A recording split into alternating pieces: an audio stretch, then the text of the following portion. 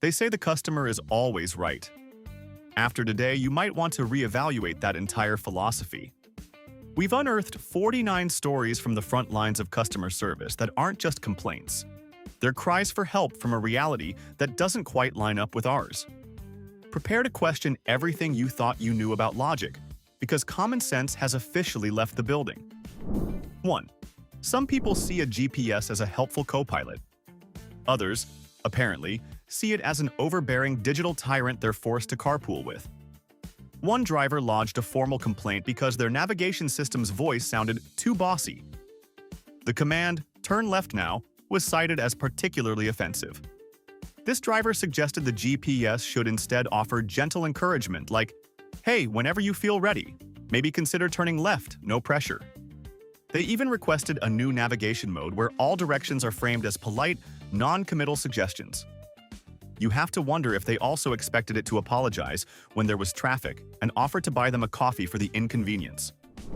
2. Brace yourself for a groundbreaking revelation that will surely rewrite the laws of physics. A man furiously complained to tech support that his phone battery drained faster when he was, and you might want to sit down for this, actually using the phone. The support agent, presumably fighting for their life not to laugh, had to gently explain that this is, in fact, how batteries work. Unconvinced, the man declared it a fundamental design flaw. It's like complaining that your car runs out of gas when you drive it. This isn't a design flaw, my friend. This is a reality flaw, and you're its prime victim. 3. You can't always get what you want, especially when you have no idea what you're buying. A shopper was profoundly disappointed with their new sunglasses, demanding to know, why do they only make things darker?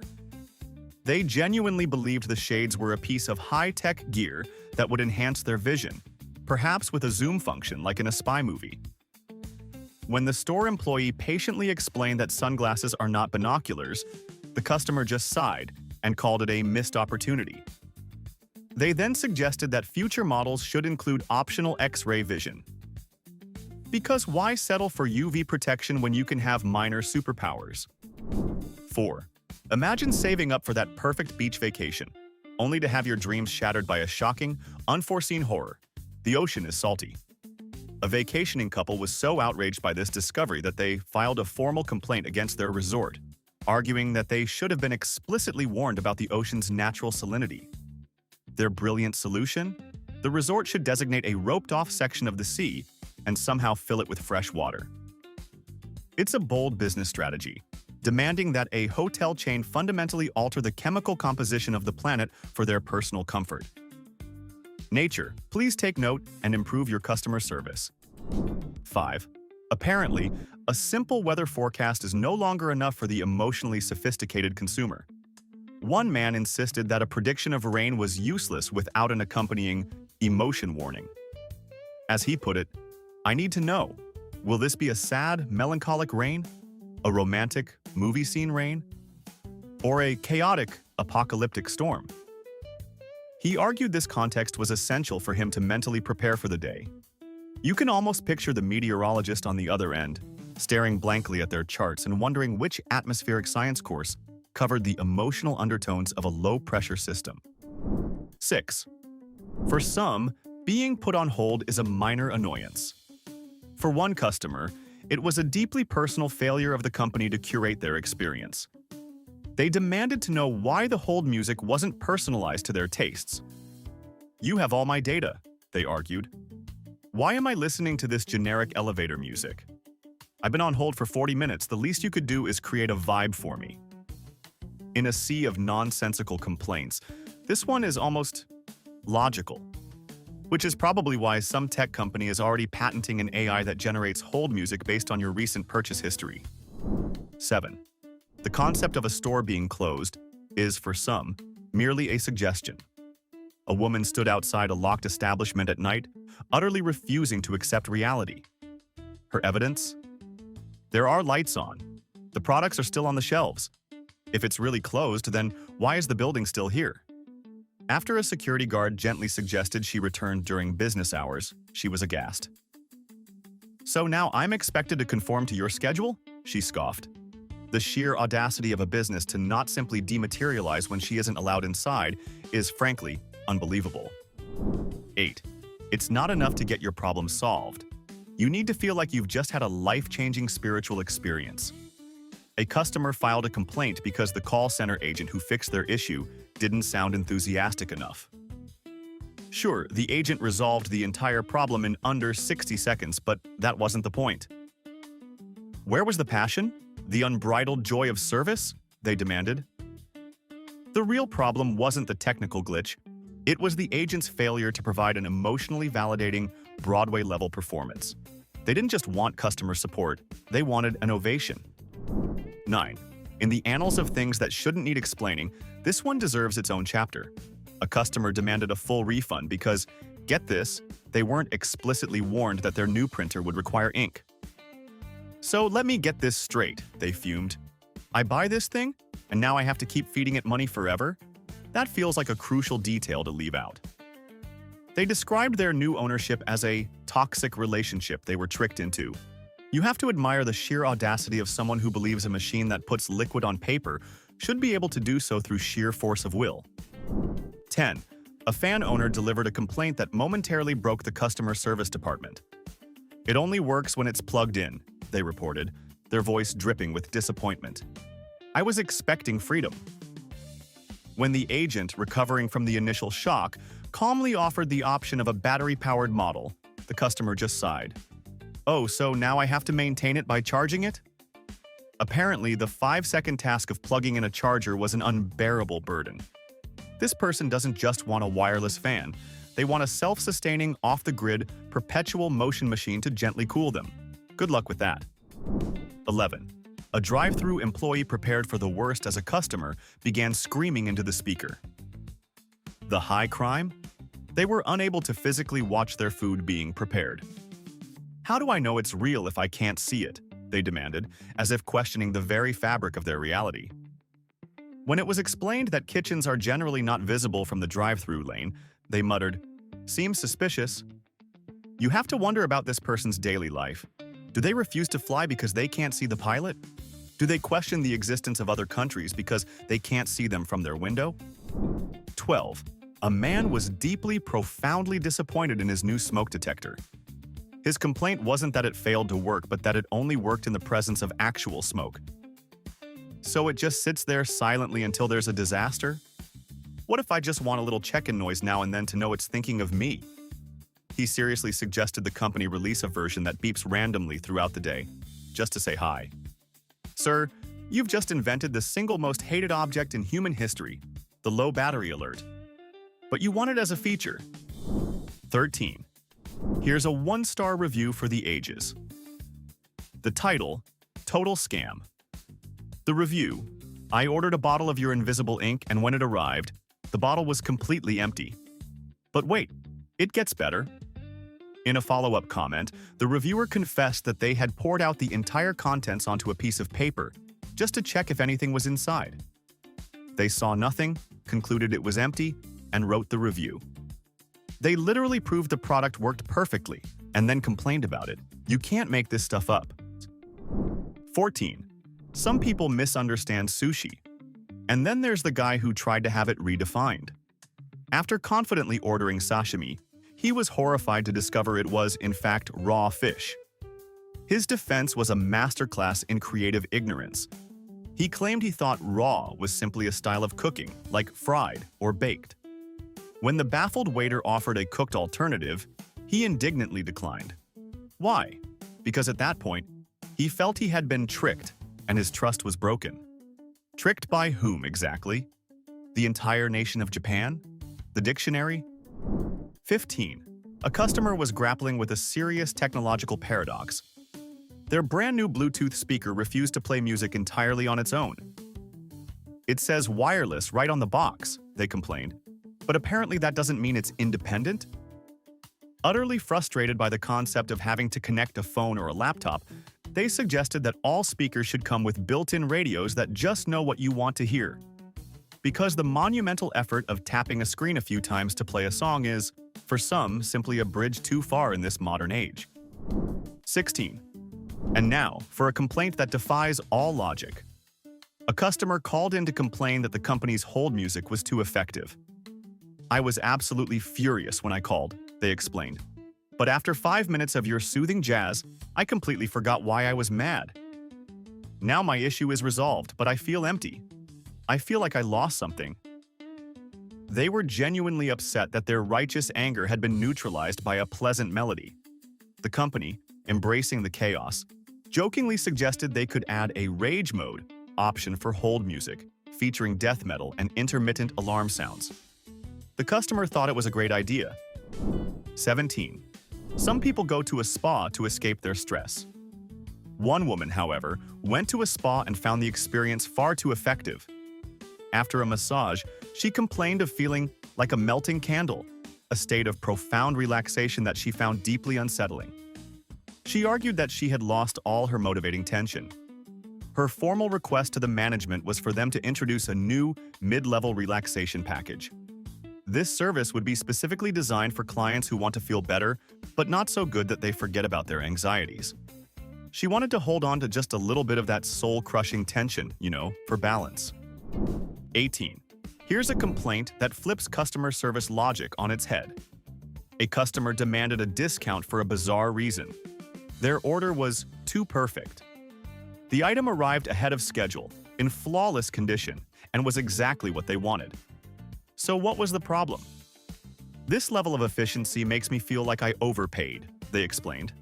There should be at least one minor inconvenience to justify the cost. A dent in the box, a slight delay, something. This person was so accustomed to chaos that a smooth, professional transaction felt like a cosmic imbalance that needed to be corrected with a refund. 19. A fitness tracker user was not at all pleased with his device's primary function, reminding him to be active. It feels so judgmental, he complained. I take 2 steps from the couch to the fridge and it's already buzzing, telling me to move more. He didn't want motivation. He wanted validation. He suggested a new feature, emotional support stats, where the device would periodically just tell him he's doing a great job, regardless of his actual activity level. He wanted all the praise of a marathon runner for the effort of changing the TV channel. 20. An insurance agent somewhere is probably still rocking back and forth in a dark room after this call. A man demanded a full refund on his car's extended warranty because he never had to use it. I paid for this coverage, he argued, but nothing went wrong with my car. So what exactly did I pay for? The agent tried to explain that he had paid for peace of mind, for the very security that he was now complaining about. The man was unconvinced, viewing the entire ordeal as a scam where the company failed to provide him with a catastrophic mechanical failure. 21. You go to a theme park expecting fun, thrills, and, apparently, a healthy dose of misery. A guest filed a formal complaint that the park's employees were too happy. She found their relentless smiling and cheerful attitudes to be deeply unsettling and inauthentic. Her solution was not to seek therapy for her own issues, but for the park to introduce a few designated, mildly irritated employees to balance the energy. Because nothing says magical day out like being served a churro by someone who looks like they've just spent 3 hours at the DMV. 22. A man contacted a mirror company with a revolutionary yet deeply confused demand. He wanted them to develop a mirror with an undo button for bad hair days. I stand here and fix my hair 3 times, he fumed, but the mirror keeps showing the messed up version. It refuses to cooperate. The customer service representative had to gently explain that the mirror is not a creative partner in his grooming routine. It's a passive reflector of reality. The problem wasn't the mirror. The problem, sir, was the hair attached to your head. 23. Technology can be confusing, but this takes it to a whole new level. A man stood staring at a flash drive in a store, his frustration mounting, before he finally stormed up to the cashier. How am I supposed to know what's on this thing without plugging it into a computer? He demanded.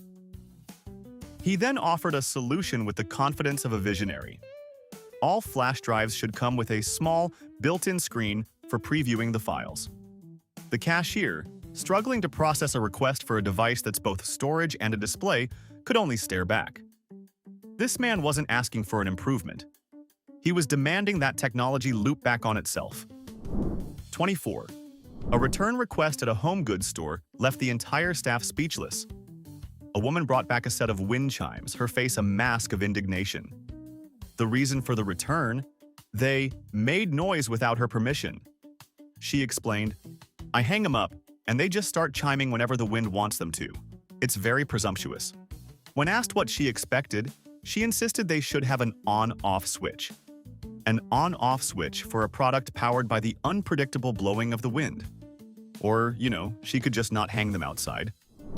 25.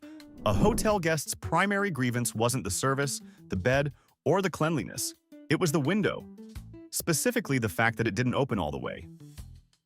"I'm paying for this room. I want all the fresh air, not just a little slice of it," he argued with the front desk. When the staff patiently explained that this was a standard safety feature on upper floors to prevent accidents, he scoffed dismissively. "Oh, so now you're telling me how to breathe?" "No, sir. They are politely telling you how not to become a cautionary tale and a very messy situation on the sidewalk below." 26. An escalator manufacturer received a piece of feedback that surely left their engineering department scratching their heads.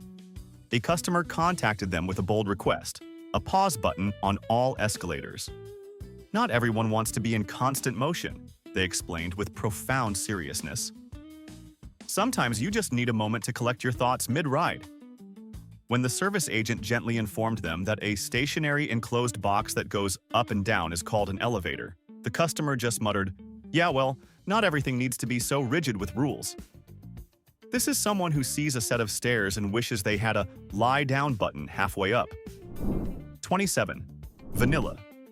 Perfume that smells like vanilla? Apparently, this is a major product flaw. A woman at a perfume counter was visibly disgusted. "This bottle says Vanilla Dreams, but it only smells like vanilla," she complained, as if she'd uncovered a massive conspiracy. The employee, maintaining a professional smile, pointed out that this was, in fact, the intended scent. The woman just shook her head in disappointment. "Well, I expected more of a journey. Where are the dreams? This is just the vanilla." She wasn't buying a fragrance. She was expecting a multi-sensory, out-of-body experience from a $40 bottle of perfume. 28. In a stunning reversal of expectations, a man demanded his money back because the customer service he received was too fast. He explained, "I submitted my support ticket and they fixed my issue in less than 10 minutes. That's suspiciously efficient." His logic was a masterpiece of convoluted thinking. "I almost feel like my problem was too easy for them. If I'd known it wasn't a big deal, I wouldn't have wasted my time calling." He was essentially complaining that the company didn't give him enough time to wallow in his own inconvenience. He didn't want a solution. He wanted a struggle. 29. A formal complaint was submitted to a toy company regarding their popular toddler-sized plastic car. The primary issue cited? It was not road legal. The frustrated father argued that the packaging never explicitly stated the toy car could not be driven in actual traffic.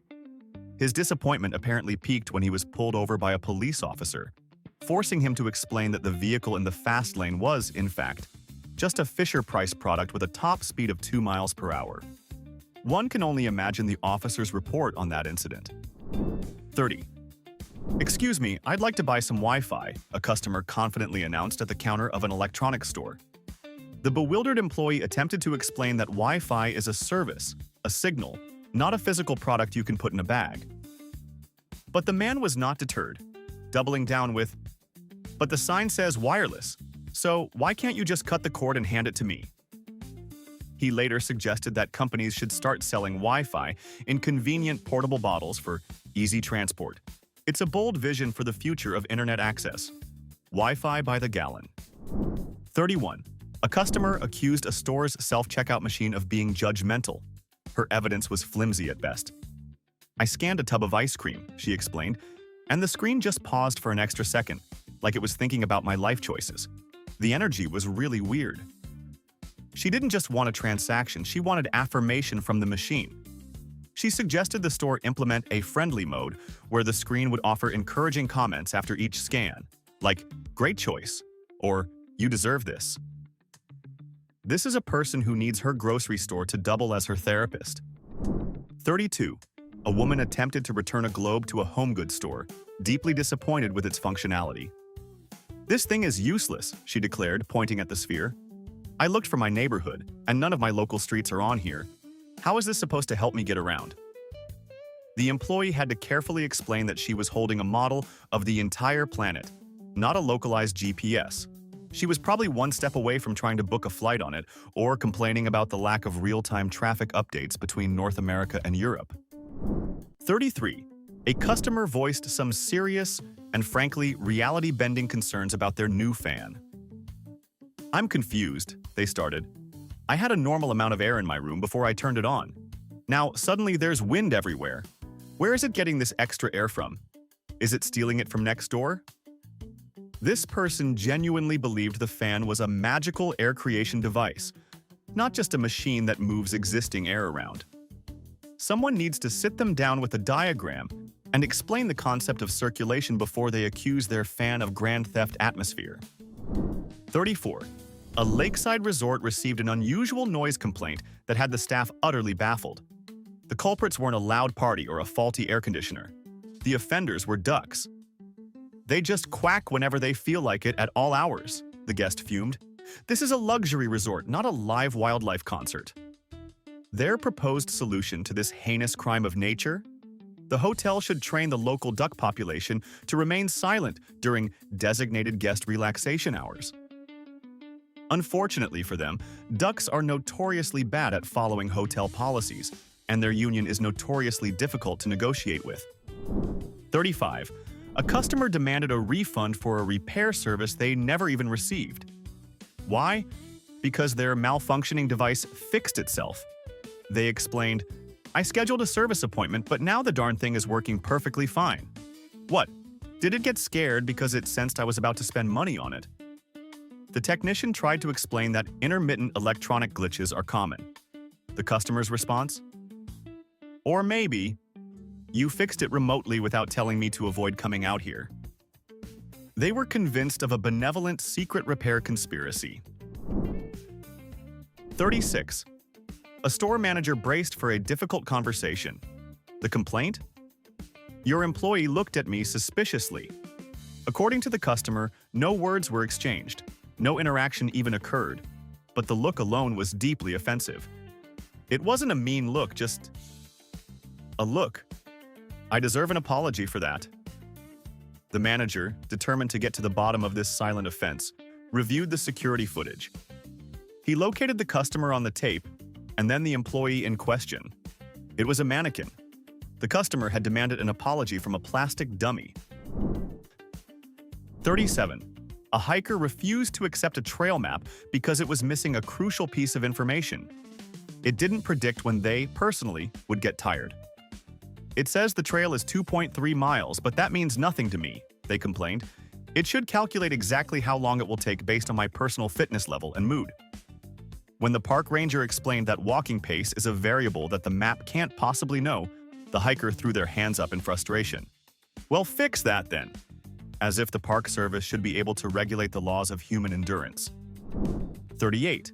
An electric toothbrush was returned to the store for a very peculiar reason. It doesn't know when to stop. The confused customer explained their rigorous testing method.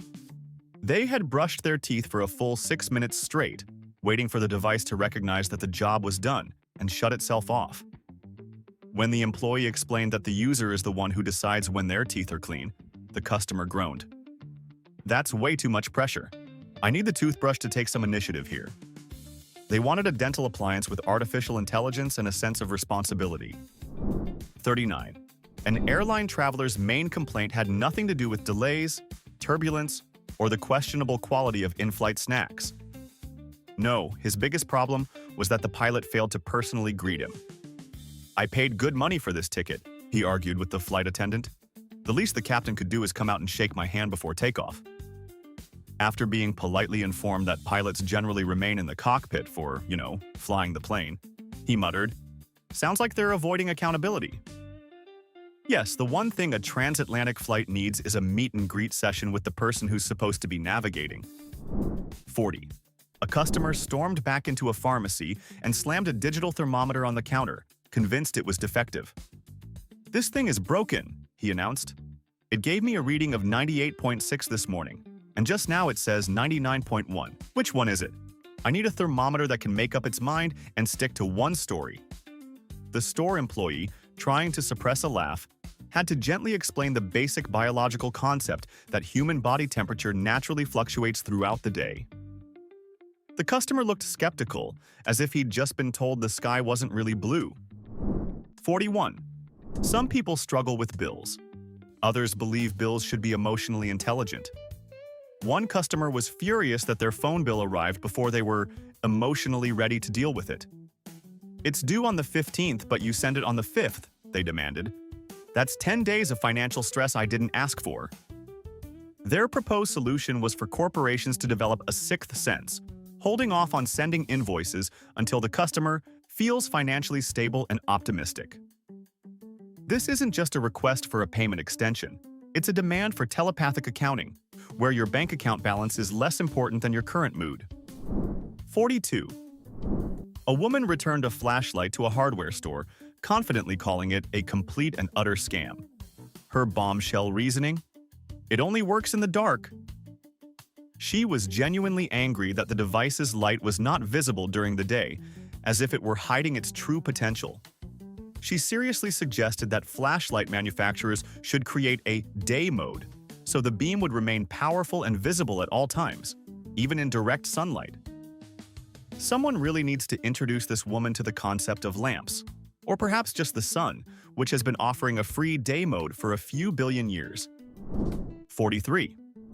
The convenience of pre-sliced bread was apparently a personal insult to one particular shopper. They attempted to return a full loaf, explaining to the baffled employee, "All the slices are the same thickness. It feels robotic. I like variety in my life, a few thick ones for toast, some super thin ones for sandwiches." The employee, trying to be helpful, suggested they could buy an unsliced loaf and cut it to their own chaotic preference. The customer responded with pure horror. "I didn't buy bread to do work." The sheer audacity of being expected to wield a knife. 44. Most complaints about excessive brightness are directed at a neighbor's floodlight or a faulty street lamp. But one citizen decided to take their grievance to the highest possible authority. They sent a formal written complaint straight to NASA. The issue? "The moon is too bright at night," the letter read. "It's disrupting my sleep and I demand the government tone it down." They were, in essence, requesting that the nation's top space agency install a dimmer switch on a celestial body located 250,000 miles away. NASA has, perhaps wisely, yet to issue a response. 45. A brand new telescope owner fired off an angry email to the manufacturer, demanding answers for the product's abysmal performance. "I pointed it directly at Jupiter," they complained, "and it was still incredibly far away. This is false advertising."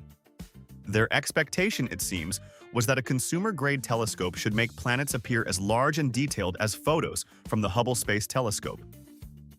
They didn't just want to see Jupiter. They wanted to see the storms on its surface. What this person was actually looking for wasn't a telescope. It was a spaceship. 46. A driver simply could not wrap his head around why his car's fuel gauge kept dropping every time he drove it.